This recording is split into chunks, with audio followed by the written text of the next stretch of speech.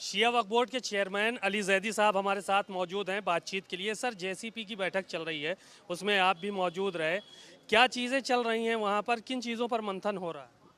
देखिए, सरकार जो अमेंडमेंट बिल ला रही है उसके ऊपर वो सारे स्टेक होल्डर्स से सारे स्टेट्स में जो जॉइंट पार्लियामेंट्री कमेटी बनाई गई है उस पर सुझाव प्रस्ताव लेने के लिए उसकी मीटिंग थी। उसमें हमें आमंत्रित किया गया था उत्तर प्रदेश या सेंट्रल वक्फ बोर्ड की तरफ से अपना पक्ष रखने के लिए और जो सवालात जॉइंट पार्लियामेंट्री कमेटी के थे उनके जवाबात देने के लिए।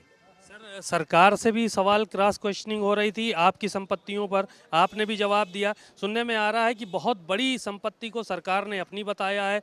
14,000 हेक्टेयर संपत्ति में 11,000 सरकार ने कहा हमारी, वक्फ बोर्ड में 3,000 हेक्टेयर।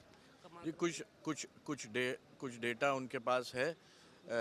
उसके ऊपर जो है चर्चा चल रही है कि वो डेटा कहाँ तक के जो है वेरीफाइड है।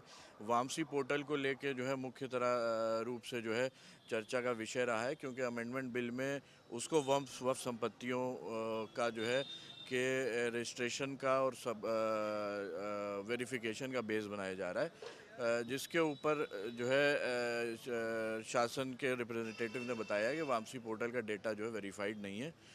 और अगर वो जेपीसी ये कंसर्न्ड है कि अगर वो डेटा वेरीफाइड नहीं है तो उसमें और कितना समय लगेगा। अगर वेरीफाइड डेटा नहीं होता है और अगर एक्ट लागू हो जाता है तो वह संपत्तियों को जो नुकसान होगा उसकी जिम्मेदारी किसकी होगी? बड़ा इमामबाड़ा, छोटा इमामबाड़ा, वक्फ बहू बेगम फैज़ाबाद का, बड़े बड़े वक्फ हैं, वो भी नहीं शामिल हैं आपके वक्फ बोर्ड में उनके हिसाब से? देखिए, कई संपत्तियां हैं कि जो है आज भी अंग्रेज़ों के ज़माने से नुज़ुल प्रॉपर्टी में दर्ज चली आ रही हैं, जो कि इमामबाड़े, करबलाएँ हैं, दरगाहें हैं, पर इस्तेमाल में वो इमामबाड़ा, दरगाह और मस्जिदें हैं और वफ़ हैं। और रेवेन्यू ऑफिशियल्स को अपने रिकॉर्ड्स में जो है काफ़ी दुरुस्तीकरण करना पड़ेगा। चलिए, शुक्रिया।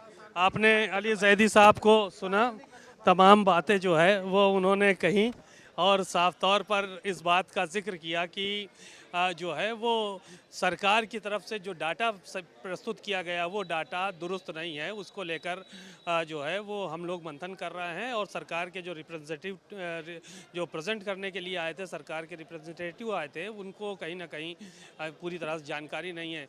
14,000 हेक्टेयर जो है ज़मीन में 11,000 सरकारी बताया गया, जबकि ऐसा नहीं है। कैमरामैन रोहित के साथ सीमा नकवी, भारत समाचार, लखनऊ।